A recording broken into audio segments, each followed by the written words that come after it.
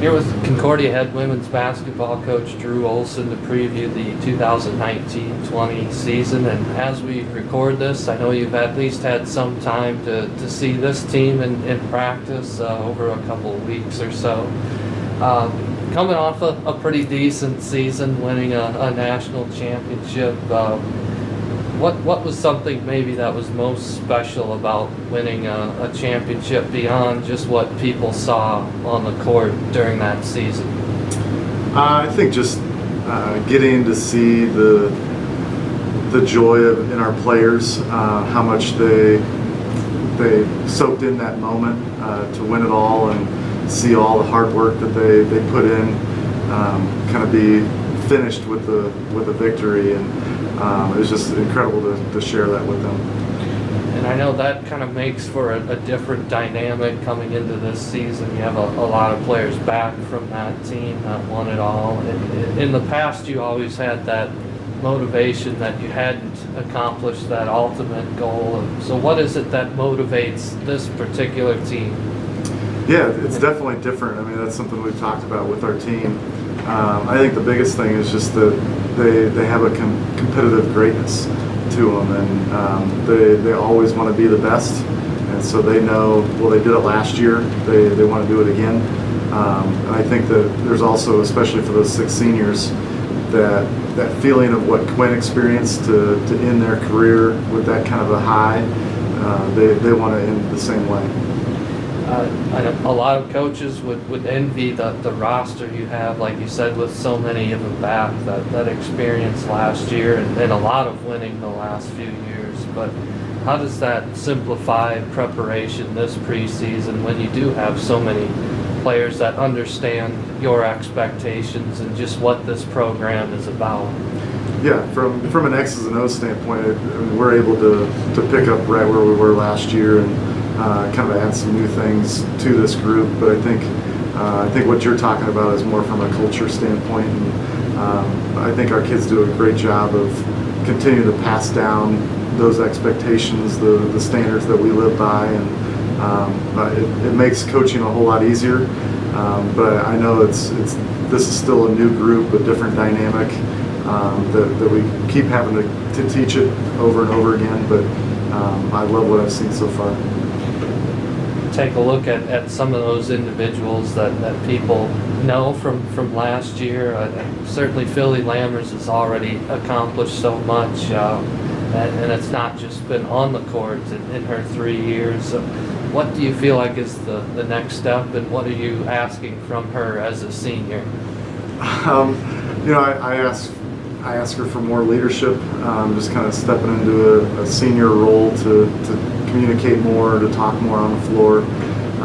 But I think she knows that she can kind of raise her game just even that little bit much more in rebounding, aggressiveness, scoring wise.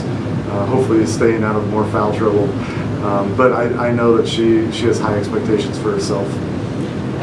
At point guard, I think probably fair that Grace Berry should be even a little bit more comfortable in her second year. But what do you think her performance at the national tournament did to her level of confidence coming into this season?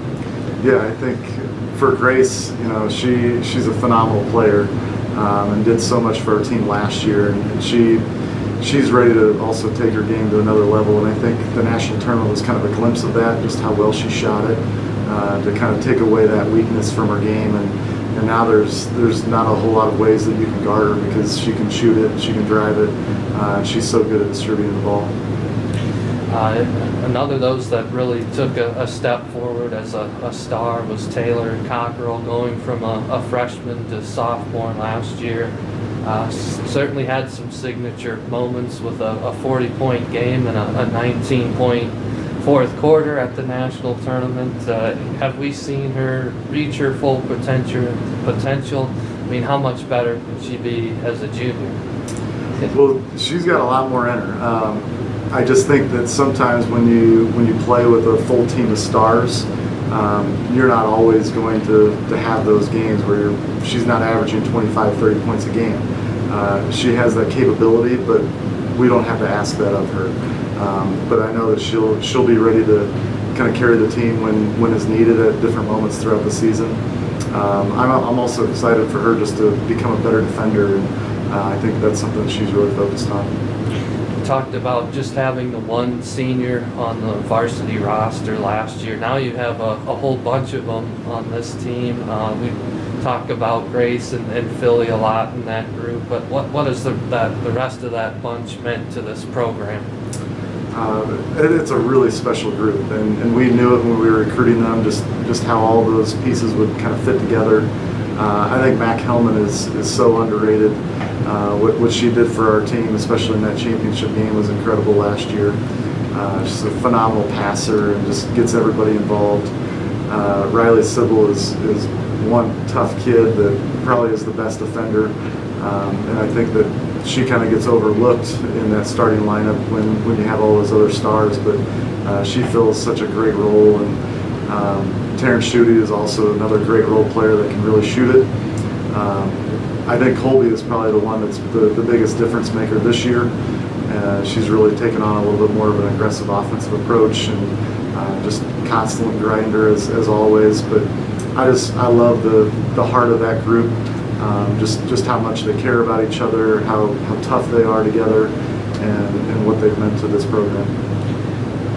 I guess the other one you'd throw in there that's was a big part of that top 8, 9, 10 players last year was Mackenzie Kepke. But how do you like the way your depth is coming along? A lot of times you like to go maybe 10, 12 or more deep, depending on how a game transpires. Yeah, so far in practice, I've been really, really impressed. I feel like we're even deeper than we were last year.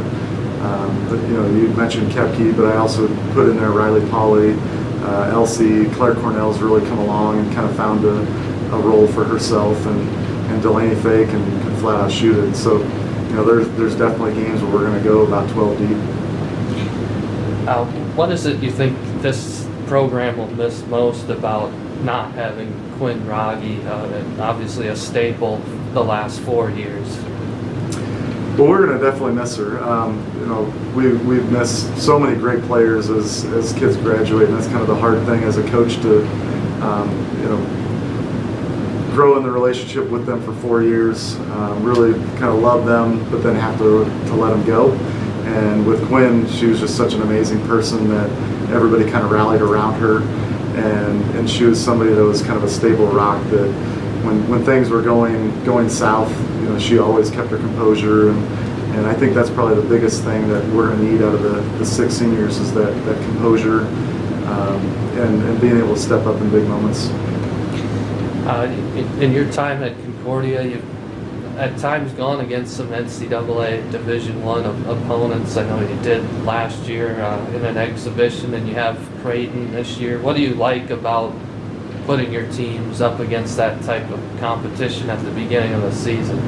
I just always want to challenge our kids. I mean, regardless of when it is, I want to play against the best, and we don't fear who we play, when we play them, or where we play them. And I just think it's a great opportunity for our kids to play against a great team, and I'm sure Creighton's going to be ready for us. But I think it's going to be a lot of fun for our players.